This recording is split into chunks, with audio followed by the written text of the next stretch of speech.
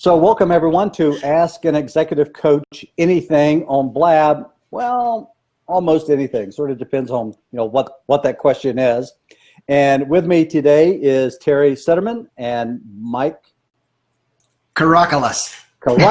Yeah, you had to have a nice easy word. I was trying to the accent goes on what's syllable there. The one in the middle. So Terry and Mike, I want you to introduce yourself. Tell us where you are blabbing from, and say a word about your practice. And of course, ladies, go first.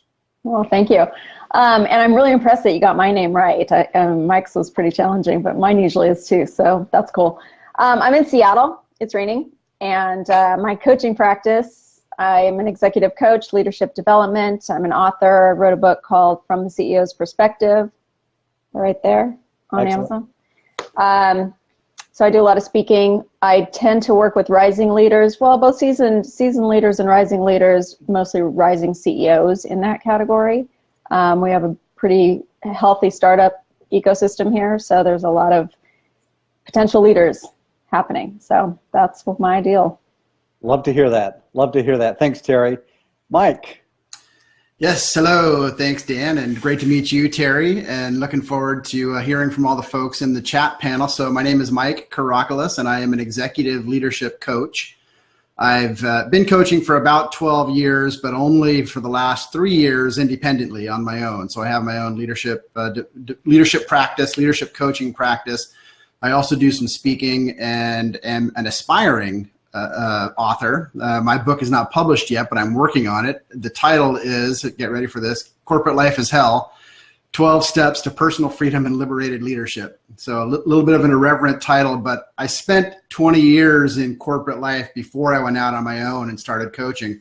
And while corporate life was incredibly fantastic to me, there were also times I know where I wasn't completely fulfilled or happy. And what I've discovered is that that's a pretty common situation or common feeling. And so a lot of the work that I do now is working with corporate leaders, helping them find their passion and get fulfilled in the work that they're doing. Hey, been there and done that. Yeah. Thank you so much. All right. So thank you for those that are in the room. And if you are a coach, advisor, or consultant, and maybe would like to take an open seat sometime during the show, let me know over in the chat sidebar, and we'll see if we can get you in. The open seat is really saved preferentially for someone who has a question that you would like maybe some coaching around. Now, this is, it's a very unusual format. Coaching is really more of a relationship, and I know with my clients, when they come on board newly with me, I tell them, look, you need to make at least a 6-month commitment to yourself before you can really see the cumulative effects of coaching. And by the way, I want to be your coach for at least 2 years.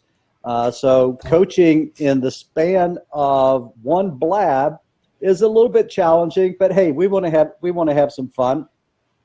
And we'd love you to pose a question about something going on in your life or in your business.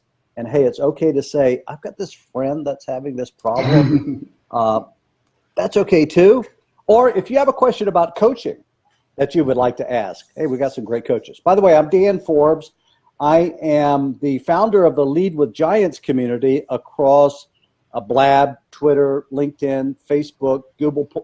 The hub of the community is a website URL, leadwithgiants.com, where we focus on leadership development, personal development. Just so much is offered by this community and great members of the community that give of themselves. And Terry and Mike, you're in the community, and now you're giving of yourself today. Thank you for doing that. My coaching practice, I'm based out of Austin, Texas. My coaching website about my coaching business is leadwithgiantscoaching.com. And that's because I just can't be, I'm not too original. That Lead with Giants is like on everything. Okay, so if we have someone in the room that would like to take the hot seat, I don't know if I should call it a hot seat. Hey, Mike, put yourself on mute when you start typing. Yeah, I was wondering about that. Yeah, so you see the little mute button there because you have a noisy keyboard, and mine Mine might be the same way, and I'm probably guilty of it. But anyway, if someone has a specific question that you would like to ask and get some coaching about, go ahead and take the open seat and join us. While we're waiting for someone to come in, Mike or Terry, I'd like to throw out a couple of questions for us to discuss. But first of all, anything top of mind for you as to where we are on the show? I was just going to say how courageous it must be to step into that seat and be coached. Absolutely. It is very courageous, and we have a courageous person right now, perhaps, but they become famous. Hi, Kelsey. How are you? Hi, very good. How are you? Great. Can you lift your camera up a little bit because your Twitter profile is covering your face? It's Okay. It's on your forehead now, and I'm going to follow you right now on Blab. Kelsey, tell us where you are blabbing from. I am also from Seattle, Washington. Oh, great. Yes. Do you know Do you Terry? guys know each other? Full disclosure, we know each other. Yes, we do. Okay, great. So, Kelsey, do you have a question for us today? I do. I am a new CEO, so I wanted to know what, maybe if your top three pieces of advice for new CEOs. Okay. A great coach approach would be, how's it going so far? It is going very well, and I have to preface too, I'm an entrepreneur, so it's promoted myself to CEO rather when I started my business. So any top three pieces of advice going into leadership.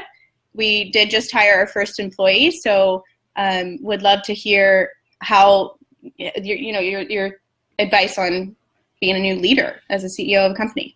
So I agree with Mike. Really, it starts with the question to you, which is, what are the challenges that you see as being the CEO? Great question. I would say right now, scaling, and appropriately hiring for positions or help that's needed, and being able to balance all the, as CEOs and especially as entrepreneurs, we wear many hats. So being able to balance all that you need to do in your day, but then also being a good leader and coaching and providing processes for your new hires. Kelsey, if you were giving advice to a new CEO, what's the number one thing that you would tell them?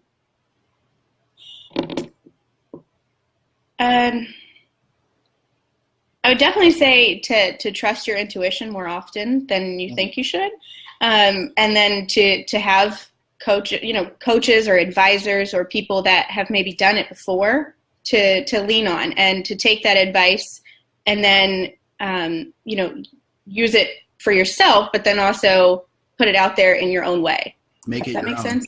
Yeah, absolutely. Yeah. How are you doing that already? Well, we work with Terry, and we do have a team of advisors that we go to often. And I say I have a business partner. So, that's how we've started, and we make sure that if we do have a question, that it is put out there to those people that we trust and that we know, and then take it back and discuss together what execution line we need to be taking as individuals in our own personal leadership styles. Question that you've asked, and each of us could give you a whole bunch of pieces of advice, but what area of your own leadership do you find yourself either unsure of or wanting to develop? Again, I think it goes back to timing and being able to dedicate time to our subordinates when there's so much to be doing throughout the day. When you're working 80-hour work weeks, how do you set aside time to grow the individuals that are there to help you? Yeah, I'm happy to offer a piece of advice. It's not exactly coaching, but it gets directly to your question. Okay. I think the first thing is to maybe look at that assumption that it's a separate activity, or that it's more time to give to your people. It's do the work and then bolt onto it, leading my people. Think about it maybe instead that it's a little different with a startup, but your job is primarily about pulling that team together and getting everybody aligned. And so it's not so much an extra thing or added time, it's how you spend your time. I agree. That's And great advice. Terry fell off, and we're trying to get her back in here. So excuse me for being a little bit distracted there. What was the No. So yeah, you asked for advice, and the famous line from most coaches is, "I don't give advice." I just ask questions, and the reason that's true, and especially true in my practice, is my advice might be great for me, but it might just be horrible for you, Kelsey. Right. I'm sure. Yeah. It might work. It might work for me because of the certain strengths that I have in my life. Mm-hmm. But you have some strengths that are probably very, very different. So if when you say that you were a new CEO, how long have you been in this position? Well, we launched the company 7 months ago. 7 months ago. Okay. Yeah. So what would you say are your top 3 strengths that are already coming into play? Terry's back. Welcome back. Thank you. Top 3 strengths that as leaders. No, your personal strengths that you see already coming into play as a relatively new CEO. Sure. I would definitely say strategic thinking, bigger picture, long-term thinking, which especially in the beginning it's easy to get caught up in the little things and the time-consuming things. Relationships. I think a lot of the reasons that our business has been successful in only 7 months it was due to relationships and due to the power of people, truly. The third skill that I think I bring would be, obviously I don't have a skill of thinking about my skills. I think you're just perfect with that, though. Well, I would say, I guess we started a marketing firm, so I know how to communicate with consumers and how brands should be perceived, and I'm skillful in embodying that for a brand, on behalf of a brand. Great. Terry, I know you had some technical difficulties there, and I did. got off, but come back on.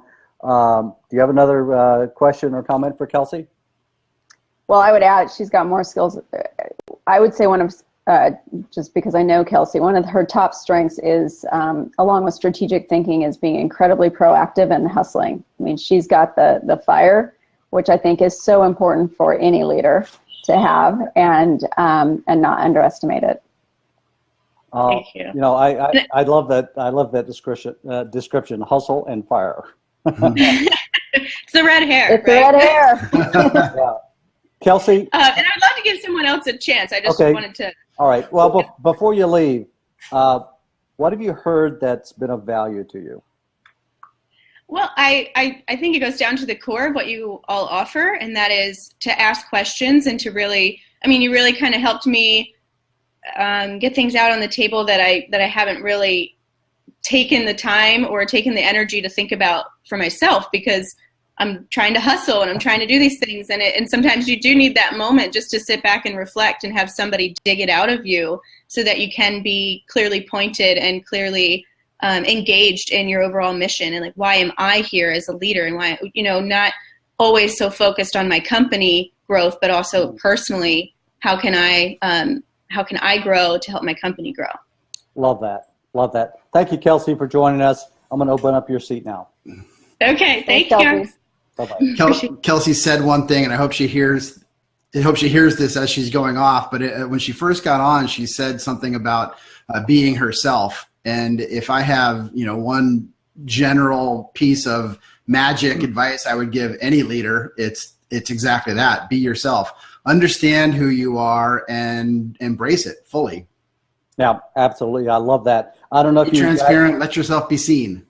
Did you guys see Scott's comment over in the sidebar? He says, "I always give this advice: be aware of advice from those that don't have to live with the consequences." Yeah, that was good. I love that. Terry, I don't see you. It's like I hear you, but I don't see you. So if you still see your X up there, X yourself out. Could be that your internet connection is maybe not as strong as we need, or maybe it's a little bit intermittent. But go ahead and leave take yourself off camera and come back on camera. So we'll take the next question here in a moment. So be thinking of your questions out there, those of you that are in the room. So Mike, the question there from that young CEO is, what advice do you have for me? So when should coaches give advice, and when should they shut up and not give advice? I have to confess, Dan, this was one of the biggest challenges for me as I became a coach. So, I grew up in the corporate life, and for a lot of that, I was an HR director, and so I got very good at giving advice. And, just about anybody who's a driver and has been successful in the corporate world knows how to give advice, and maybe even tell other people what to do. And so I was pretty good at that. When I became a coach, I went through a lot of different training, but the coactive model is the one that I trained in. And of course, pure coactive coaching has very, very little telling in it. There's intuition, there's, voicing, what you're experiencing, but no telling. And so I actually struggled a little bit because I went all the way. I held back. I didn't tell.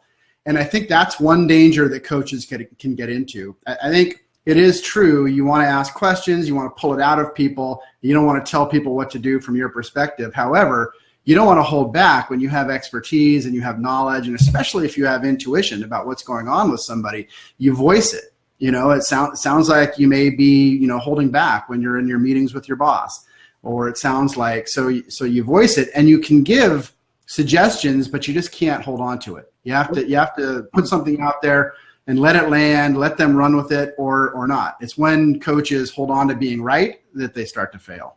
Okay, Terry, so my question to Mike was, we had the question come, what advice would you give me? What do you say to clients when they ask for advice? Well, I'm a super big believer in the power of the question. And so insight, I really agree with what Mike just said. As a coach, your job is to bring out their knowledge through the questions that you ask. But it is also our job to provide value through our insight, through our intuition, like you said. So I'll give advice when asked. Yeah, I do that too, Terry. And often what I'll say is, I'm happy to give you advice, but, just make sure you don't treat it as gospel. I could be completely wrong. This is, you get a full mic in your engagement with me. And so I show up as a very powerful coach, but I'm also a human being, and you may want to get some mentoring from me. And if you're interested, I'll tell you what I think. But I just make a real, clear distinction with folks, and I'll talk about wearing different hats when I do it. And I'll put the advice out there, but then I'll back off of it and say, but what do you think? Well, and I think the main thing is, as a coach, we're not consultants, and sometimes it's a fine line. But our job is to provide the insight that we have based on the expertise that we have, based on the knowledge that we've gained through coaching. I think it's absolutely, our job is to be direct and be a partner in solving problems.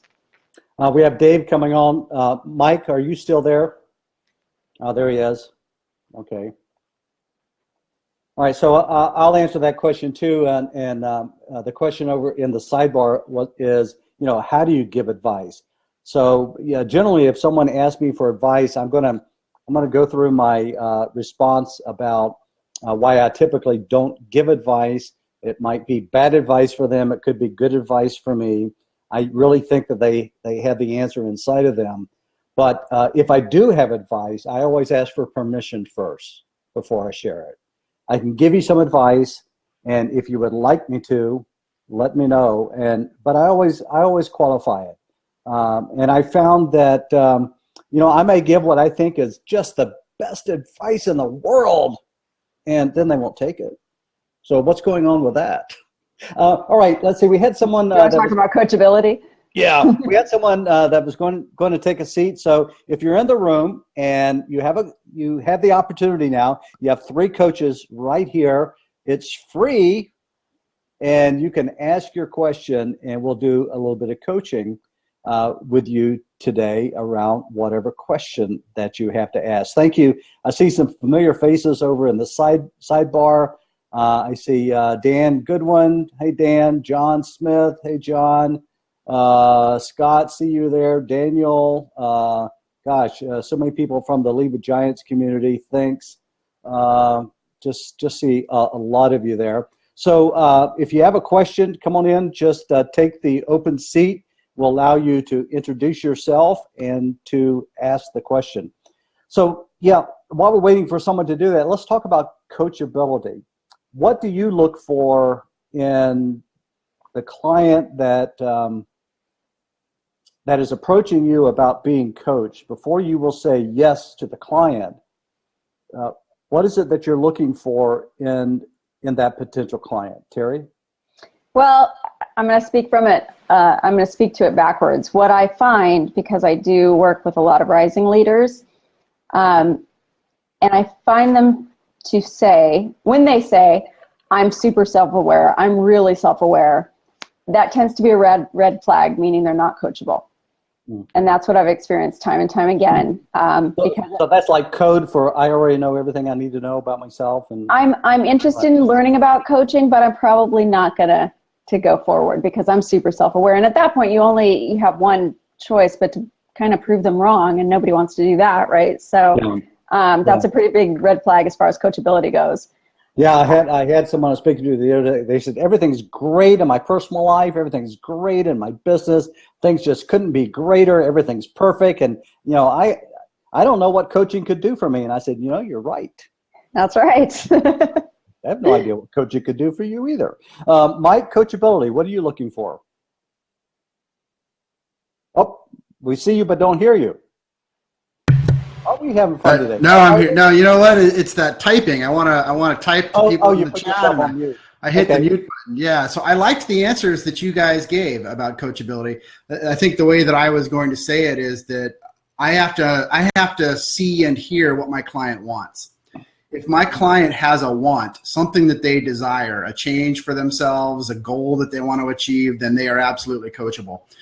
One of the things I find with a lot of people is I talk to HR people and organizational leaders who are bringing me in as a coach, and what they'll say is this person is resistant, they're not coachable, and a lot of the time you get that label uncoachable because maybe you don't take feedback well and you're aggressive or something like that. I don't find that to be true. What I find is that when I can establish some rapport and some trust with an individual, we can get at what is it that they want for themselves. And once you get there, they're absolutely coachable. Great. What about motivation too, as a part of that? Go ahead, Terry.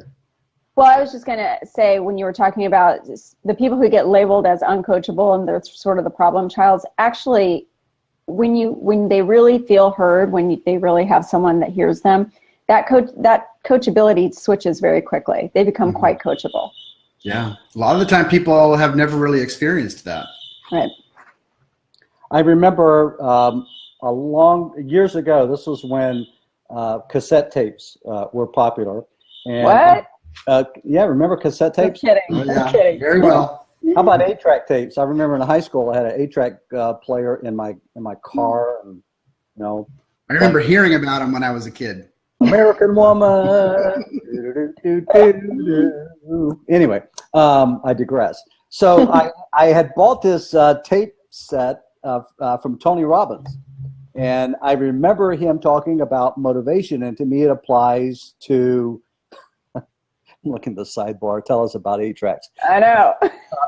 It applies to coachability as well. And he said that there's two things generally that one of two things serves as a motivation for people. Either they are moving away from pain or they're moving towards pleasure. And I find that true when someone wants to talk to me about coaching. Either there was a challenge, there was a problem, there is something that's out of balance in their life or in their business that they want to solve, or else they're driven and they have this vision and goals that they feel compelled to achieve, and they're seeking the pleasure of achievement towards those goals. So moving away from pain, moving toward pleasure seems to me to be two great motivational factors, and I like to see one of those in someone I'm coaching. Hey, Dan, good to see you. Hey Dan. Tell us about 8-tracks, Uncle Dan, please. Yeah. You need to be louder. You need to be louder. Okay. I can Let me get hear you, closer. but don't hear you better? very well. I'm having trouble with the Not much better. mic. Not much. Okay. Let me jump out and try to solve the mic issue. No, hold a sec. Don't leave. Don't leave. All right. That's better. Just speak up. So tell us who you are, where you are, and if you have a He's question or a he's a comment. Chiefs fan too. Okay. Go Chiefs, baby. Go Chiefs. He wants us to know that. Yeah. So Chiefs and Broncos tonight, by the way. Not that I'm rooting for one team over the other. So Hi, Charlene and Katina. So my question is, I find when I talk to clients and potential clients, it's all about setting those expectations. And I identify with what Mike was saying as a former corporate person involved in HR. I was a corporate security manager. I did internal investigations, so I worked with HR. I bet everybody loved you. Very good. You know, what's not to love? What's not to love with this face, right? So the question is, though, for me, it was a challenge to move from the corporate role to the entrepreneurial role without going into interrogation mode. But the one thing that I did bring over skill set from the corporate life was the ability, I had the ability to ask questions, but to also just make sure that we had level set and we had the expectations defined, because one of the things that I learned in my real estate practice and in my coaching practice is it's okay to say no after the initial interview, either party, because if they're not coachable and teachable, it goes back to what, and just affirming what you all have said, it's just probably not going to be work out, and there's going to be some hurt feelings or hurt people walk away from the deal. Yeah, I think it's about being honest.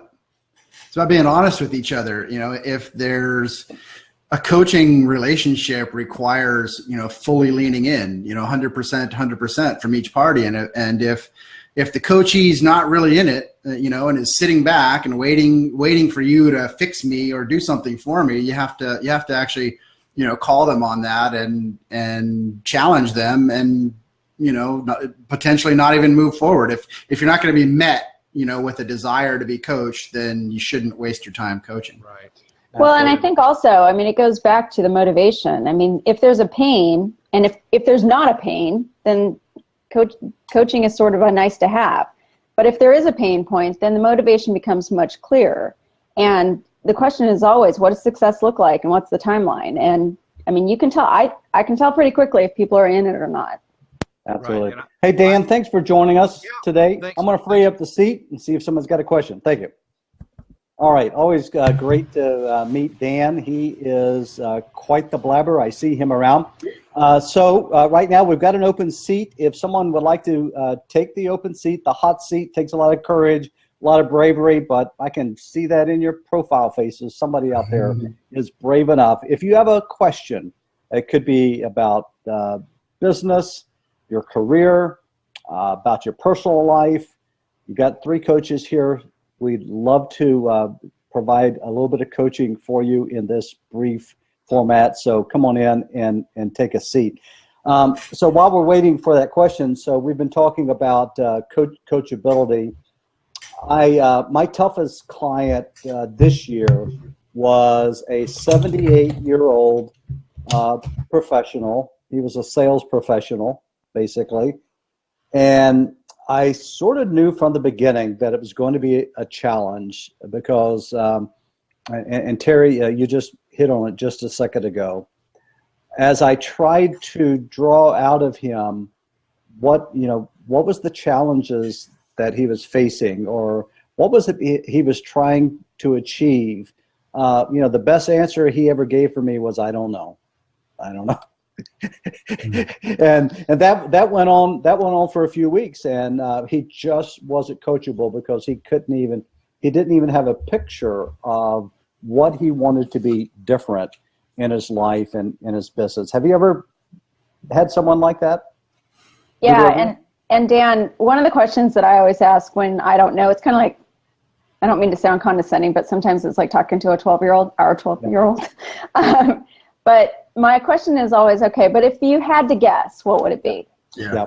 Yeah. Or if you did know. Yeah. What if you did know? Or I also like, what do you know? Yeah. What do you know? Yeah. Well, he did use those words, and he used a lot of other words, but it always came back to that there was no particular focus that we could ever nail down.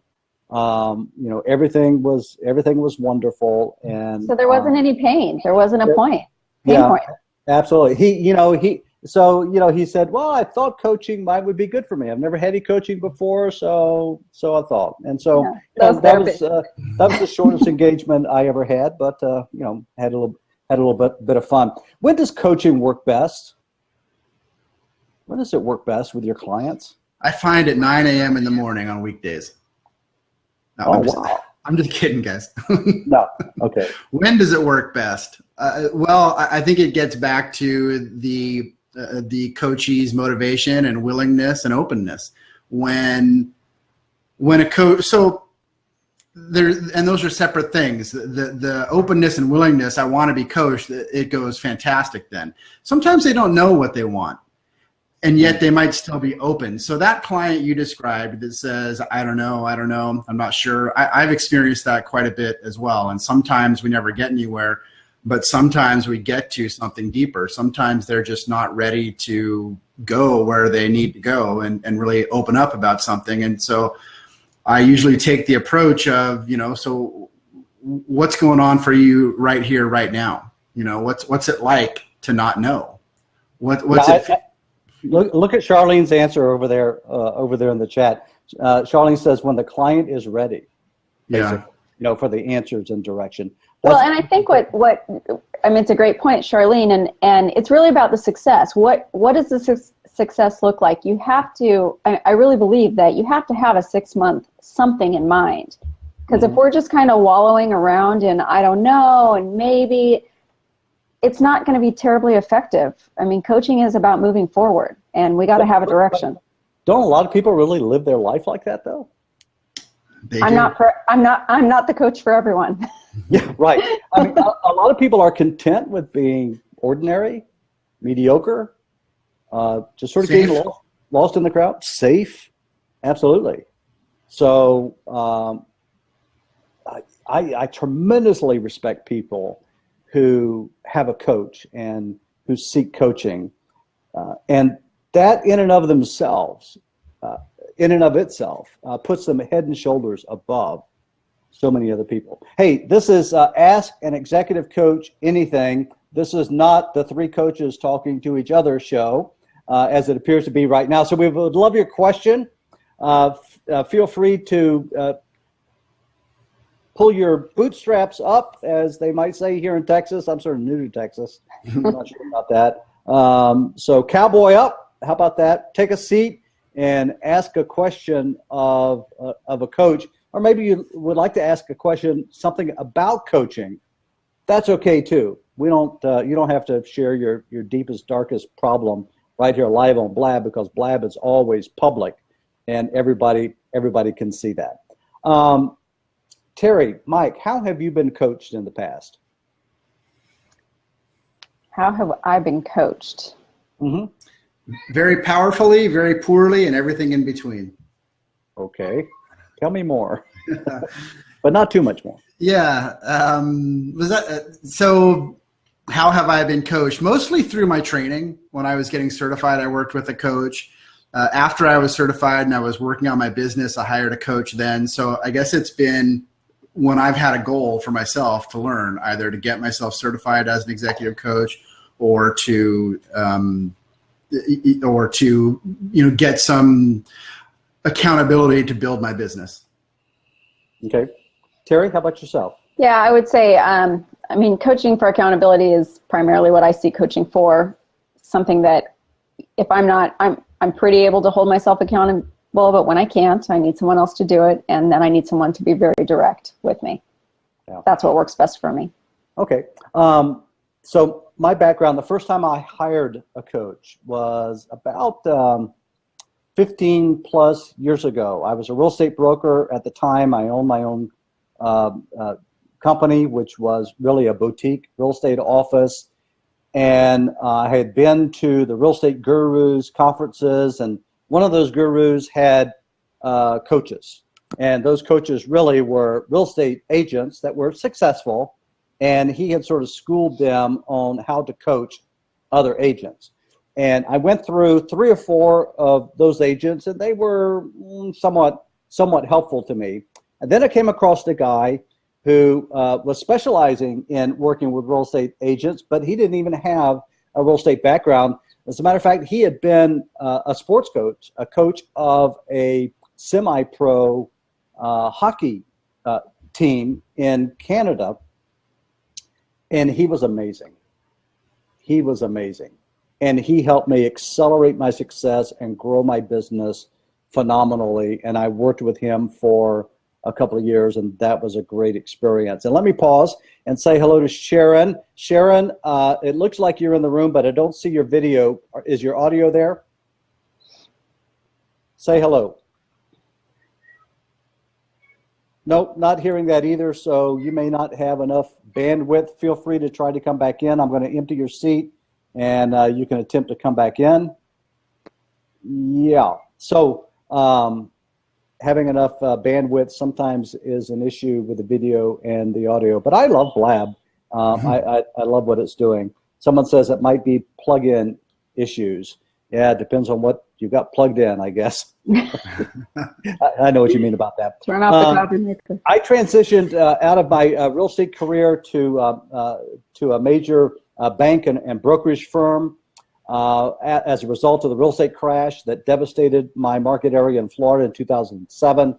Became a financial advisor, certified financial planner, started growing a team, hired coaches to help me, and then I coached my team members and others. So that sort of was for the last 20 years now, is I hired coaches that coached me, and then I in turn coached my employees or my team members, which eventually led me into my own practice of coaching. I just love coaching and working with individuals, and that's always been helpful to me to be coached in order to coach others.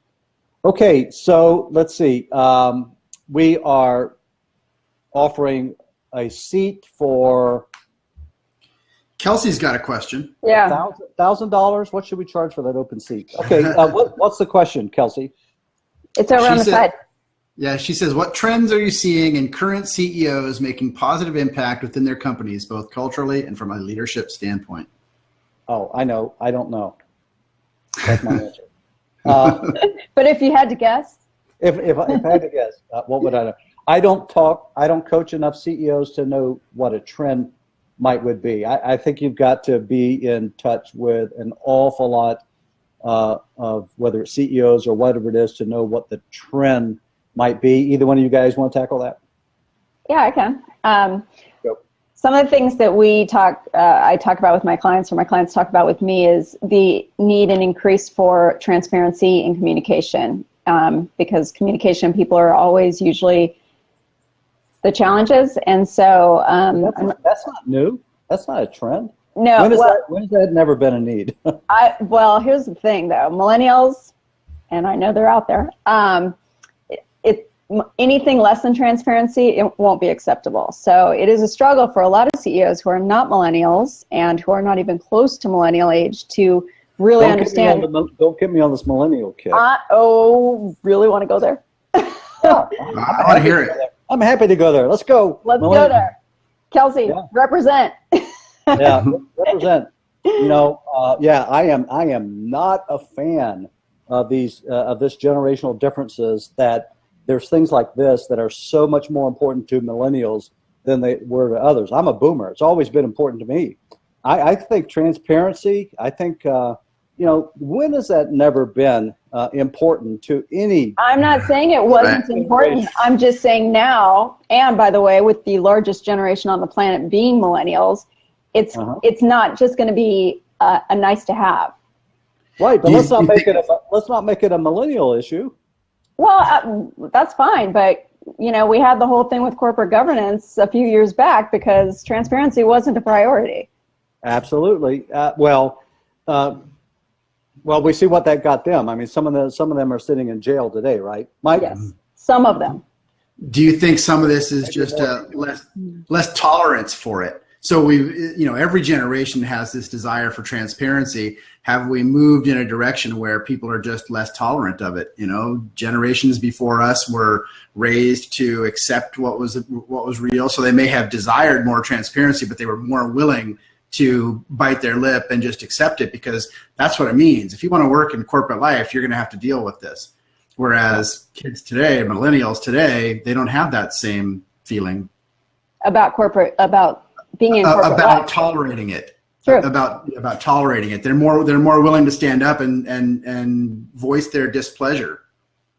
Yeah, I'm gonna let John come in here. John's an old guy like me. I think I personally, and this is just me, so I know some guys are going to disagree, but hey, let's have some disagreement. I think we do a disservice when we attach this to a generational tag like millennials. I see it as maybe a cultural shift, and if you just think of a timeline of how things change, technology, thinking and attitudes, not necessarily generational because you were born in a certain year or certain time, but just the let's just say we say the 1990s, the 2000s, the 2010s, or whatever. It gets more difficult after you cross that 2000 to really say that right. But I see these things happening. I think there is less tolerance of that. When we had more command and control type leadership in the past, right, it was easier for leaders to get away with not being transparent. But now that we have maybe become more enlightened about leadership, or we demand more from our leaders, that's different. Sorry for pontificating there too much. Hey, John, good to see you. Introduce yourself, and John, you've got to get better light, my friend. You just it's a camera issue, and okay. I don't want to take the time to try and fix it right now. I have a much better camera that would show me up real pretty, but that's not important. John Smith, I'm the do that, but go ahead. Yeah. Oh yeah. Tell a little word, everybody. Go ahead, John. Anyway, I am literally waiting for official certification notification from my certification group. So I'm not technically a coach yet, but I'm getting there. What I wanted to throw in on the generational differences discussion was simply that I think generational differences are useful at a very broad level, but when we start coaching someone, we're always coaching an individual. Let me take, since I'm a boomer too, and in college I was a hippie liberal with hair down to my ears and beyond, and engaged in every social issue you can imagine. I almost flunked out of college. I was paying so much attention to all that. So that's sort of a generational image that a lot of people have of the baby boomers. However, I was also a proud serving officer in the United States Army with almost no hair on my head, and adopted all of that quite easily too. In other words, I had different aspects to my personality. Now, some people root in one way or the other. They go to John, I'm going to interrupt you and ask you to wrap it up because your audio is very annoying to us. Okay. Well, that was your voice and not what you're saying, but sort of the people tolerate less nowadays. You see that? Yeah, I know. I can tell. Well, let me just wrap up by saying basically, when you coach, you're coaching an individual, and we never want to forget that. Yeah. So I'll bump out now and work on my technology. Okay. See you guys. Bye-bye. And I'm sure there's no one in this room that would disagree with that. So thanks for playing with me, Terry. And Mike, no, let's keep going. If you notice the comments on the side, I mean, yep. Transparency was always something that was desired, but with social, there's just no way around it. I mean, people know more about companies now than, the CEO does, and that's a big challenge. So. Yeah, absolutely. And we are seeing some changes in that area. And, that was, I forget exactly what the question there was about trends, but, as we are seeing more companies, more CEOs, more C-level executives actually using social media, transparency becomes absolutely more of a must. So Terry or Mike, what question do you have maybe about coaching that you'd like to bring up? Or by the way, and let me say, we've got an open seat. If someone has a question that you would like to ask about coaching, or you'd like some coaching around the topic, come on and jump in and take the seat. Go ahead, Mike or Terry. I'm curious about Art made a comment about Generation C, where C stands for connected. And I'm intrigued by the comment. I don't know whether that's about connected via social media or whether that's more about human connection. Well, Art is coming right now, and that's what I was hoping to make happen. There it is, the empty seat. Oh no, there's Art. Hey Art, happy to meet you. Art. Art's I've got don't hear you yet. issues as well, and hopefully you can hear me. I've got a little snowball mic that's coming so I can blab with the rest of you, but this little lavalier will have to work in the meantime.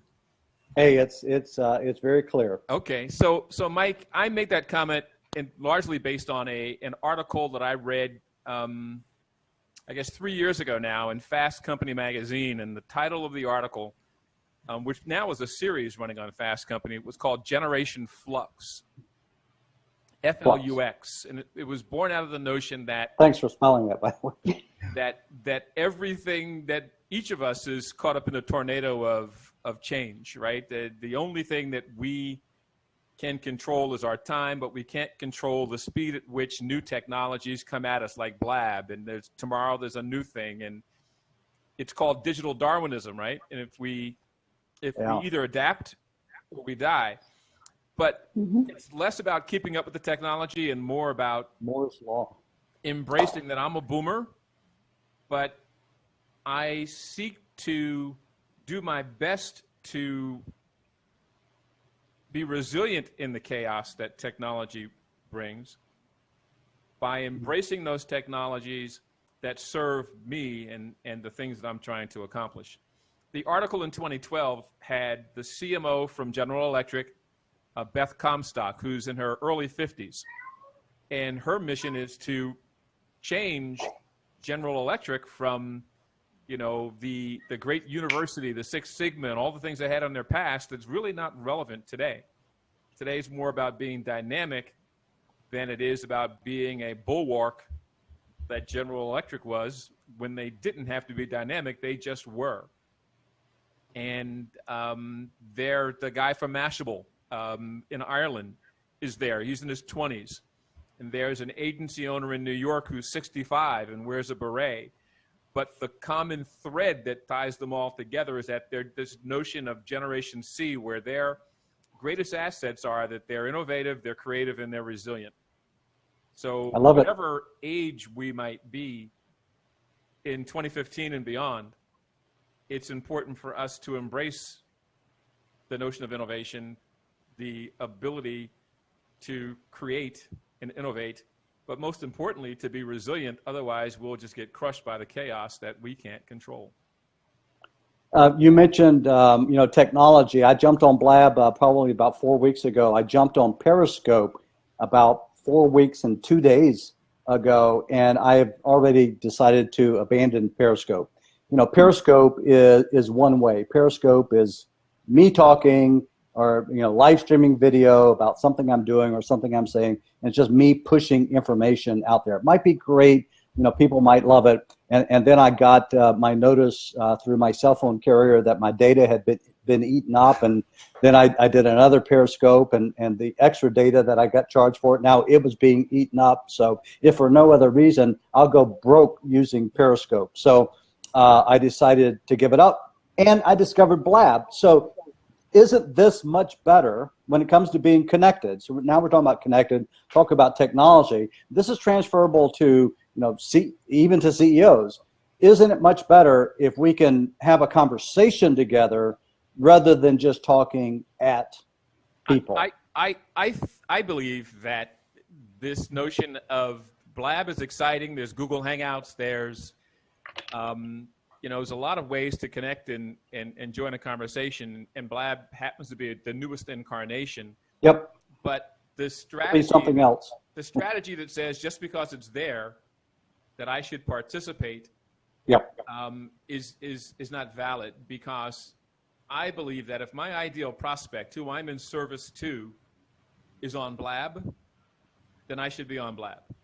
If the people I want to help, that my product, service, or solution helps and changes their world, are not on Blab, then I'm just making noise.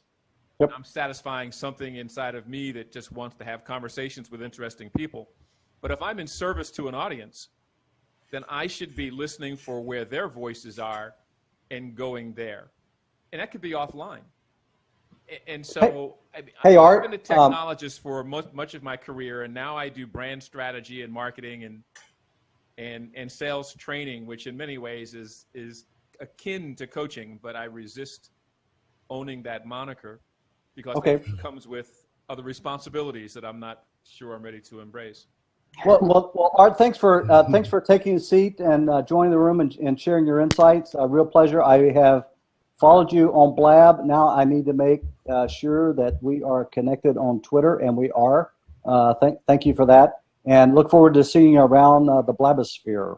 We'll see you there. Nice talking. All right, bye-bye. Thanks, Art. Dan, did you just invent that term, the Blabosphere? Yeah, I did. I've never used it before. I feel like it's going to take off. I say Twitterverse. Everybody tweet it out. Blabosphere. There we go. Let's see. Charlene, use it strategically without promotion, and Blab can be a great way to expand my network and get referrals or direct clients. Yeah, strategically without promotion. Nobody likes self-promotion. Yeah. Terry, Mike, I guess we'll go to the top of the hour if you guys are good with that, which is 8 more minutes. Sure. I'm good. Okay. The other shows we've gone about 45 minutes, but we have a little more activity here. 15 people in the room. If you would like to take the seat and ask an executive coach anything, then feel free to do so. Yep, Mike, what are you wearing on the bottom half today? You do not want to know. Okay. Wow, things just took a turn. No, I'm wearing a pair of shorts. I was in a Blab, and if you took a seat, they made you stand up and show what you were wearing on the bottom half. I am clothed. I don't know. I can't even get high enough. There. Oh, okay. All right. Yeah. Mike, we trust you. We trust you. Yeah, we trust you. We won't go there. So let's see. We've processed with. Okay, here comes Tony. So Tony is a family man and a businessman and founder of YouthWork Tools. So Tony, hey Tony, great to meet you. Hi guys, thanks for letting me in. It's a privilege to be here. Yeah, hey, you're another one of these guys. Sound like you got what, a New Jersey accent? Where are you from? The UK, Dan. From the UK, so yeah. I was introduced to Leading with Giants by a friend of mine, John Thilbeck. Oh yeah, John, love him. I've took part in a few Twitter chats, so yeah, it's great to be here. My question for the group is, I'm just starting out in terms of my coaching practice. I've been coaching for probably about 8 months now. I've got a small client base. What's the biggest sort of thing I can do to, number one, ensure I'm serving my clients effectively and to grow my client base? Okay. All right. So what can you do to grow your client base? Terry, go first. Well, so one of the things the first question was, how do you make sure that you're serving your clients effectively? Yeah. So one of the questions, and actually Dan asked it as the live coaching was happening with Kelsey, is at the end of, or at the beginning of every coaching session that I have, and you may already do this, it's always, what's going to make this the most valuable hour, and then the next, what's going to make this the most valuable for the next 60 minutes. And then at the end, always, what was the most valuable? And that way you have real feedback right away to know. And if you're, you know one way or the other, because sometimes you think you're adding value because you're having a conversation, but that's not necessarily what's really happening. Okay. So question front end, what would make this session as valuable for you as possible? And then sort of review that at the end to say, what was most valuable? Objective. Ask them, how's it going? How's this working for you? Excellent. Thank you. And then again, like I said, in terms of growing the client base, I don't want to rush and grow my client base, but just in terms of thinking forward, you know, and scaling, how best to do that. What's worked for you so far? How'd you get the clients that you have? I mean, I've got a podcast, I've got a blog, I do video marketing. Is that where clients have come from? Sorry? Is that where clients have come from already? Actually, no. The clients have come from recommendations from people who know me, who know someone who wants to grow their practice. So I focus on those, number one, who are making a transition from employee to wanting to become self-employed business owners, which is the journey I took myself. And I was quite public about my journey online. I shared that journey online, so that validated that. So obviously people who have seen my journey and they know somebody who wants to do the same thing, they'll say, oh, I know this guy, or speak to Tony. And other sort of work has come just again through recommendation. Yeah. So that's the main thing. If that has worked for you already, how can you do more of that, and how can you leverage that even more? Yeah, probably make myself more visible. Probably share that story on broader platforms, and basically probably encourage people to share my story, to share the experience I've had, and to share how I could maybe help others who want to get where I am. Okay. How clear are you? How clear are you about who you want as clients and how many? All great coaching questions, guys. You're all pros. I mean, like I said, at the moment, I'm not in a rush to grow my client base. I don't want to feel overwhelmed. You know, we're all eating at the moment. The children are still gaining weight, so everyone's happy. And I don't want to rush and grow my client base beyond a place where I'm not serving them to the best of my ability. But in the next 6 to 8 months, I would like to see some growth. So, like I said, I've got a small base at the moment. I've got 3 clients I'm dealing with on sort of a full-time basis. We meet bi-weekly. I would like to see that double in the next, say, 6 to 8 months. So you're looking for 6 clients in the next 6 to 8 months? Yeah. For a total of 9 or for a total of 6? For a total of 6, yeah. I mean, if I can go beyond that, I wouldn't necessarily refuse them, but like I said, I don't want to rush into it. So I'm conscious that, you know, I could focus on getting numbers and dilute the effectiveness, you know, and sort of be overwhelmed because I've got other projects going on. Like I said, I've got the podcast, I've got the blog, I've got the online webcasts that I do, and then I also run a youth engagement agency. So I don't want to overwhelm myself with clients, but it is something I'd like to do more of. So yeah, I like that. I call it white space. I like the white space that I now have in my coaching career that I didn't have when I was in my corporate career. My days were just jam-packed, and I had no white space, because as a coach, for me to continue to bring value to my clients, I've got to be growing all the time. Yeah. And so I use that white space for reading and for study and for participating in other things like this, right? This isn't paying me any money, but I'm learning something by being here today. So I have my own personal development that I have to focus on so that I can keep bringing value to others. And that's one thing that will help you be a better coach. And I know that you already know that. I'm going to go back to your first question. I didn't get to answer, and it's my show, so I want. So I want to. Great comments about the others, about, you know, what would bring value. You know, have establish an agreement at the beginning of your coaching session. Very specific agreement. The more specific, the better, about what the coachee would like to get accomplished. And I know that near the very end, I'm going to allow a few minutes to say, what action do you need to take between today and our next session? Okay. And what I really want more than anything else is one thing. What's the one thing that you could do that would have the greatest impact? Mm-hmm. And then the next session, at the beginning of the session, I'm going to say, what was that one thing that you said you were going to do? And I want them to remember what it was. And I'm going to say, what was your experience about that? how did it turn out? What worked? What didn't work? And explore that. And so I have found that helps to constantly move the client forward little by little by little. And that little movement every week has an exponential effect of growth and development and success in their lives. Hey, Tony, thanks for jumping on board. Appreciate Thanks, it. guys. Really valuable. Right. Keep We'll it up. Great to meet you, Tony. Bye-bye, Tony. Well, guys, this has been like the fastest hour on Blab. So I want to thank you, Terry and Mike, for joining me. You're certainly welcome to come back. Ask an Executive Coach Anything is going to be at the same time every week, except for next week. I'm going to be in the Rocky Mountains doing some hiking, and I'm going to be having some fun.